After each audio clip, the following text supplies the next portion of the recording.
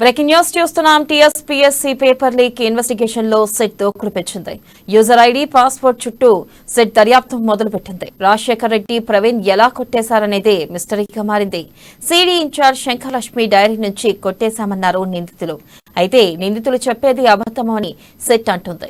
ID password గురించి సరైన సమాధానం చెప్పకపోవడంతో రాజశేఖర్, ప్రవీణ్ ను విడివిడిగా విచారించినట్లుగా తెలుస్తుంది.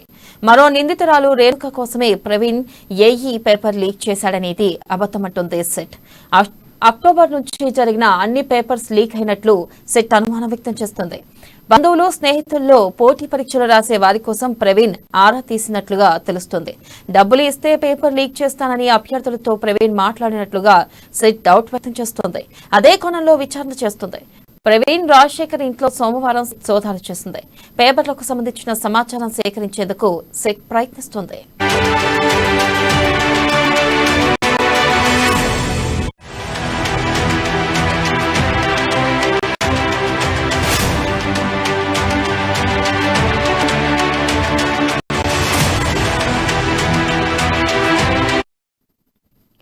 బ్రేకింగ్ న్యూస్ చూస్తున్నాం. టీఎస్పీఎస్సీ పేపర్ లీక్ ఇన్వెస్టిగేషన్ లో సెట్ దూకుడు పెంచింది. యూజర్ ఐడి, పాస్పోర్ట్ చుట్టూ సెట్ దర్యాప్తు మొదలుపెట్టింది. రాజశేఖర్ రెడ్డి, ప్రవీణ్ ఎలా కొట్టేశారనేది మిస్టరీగా మారింది. సిడి ఇన్ఛార్జ్ శంకరలక్ష్మి డైరీ నుంచి కొట్టేశామన్నారు నిందితులు. అయితే నిందితులు చెప్పేది అబద్దమని సెట్ అంటుంది. ఐడి, పాస్పోర్ట్ గురించి సరైన సమాధానం చెప్పకపోవడంతో రాజశేఖర్, ప్రవీణ్ ను విడివిడిగా విచారించినట్లుగా తెలుస్తుంది. ఇక మరో నిందితురాలు రేణుక కోసమే ప్రవీణ్ ఏఈ పేపర్ లీక్ చేశాడనేది అబద్దమంటుంది సెట్. అక్టోబర్ నుంచి జరిగిన అన్ని పేపర్స్ లీక్ అయినట్లుగా సెట్ అనుమానం వ్యక్తం చేస్తుంది. బంధువులు, స్నేహితుల్లో పోటీ పరీక్షలు రాసే వారి కోసం ప్రవీణ్ ఆరా తీసినట్లుగా తెలుస్తుంది.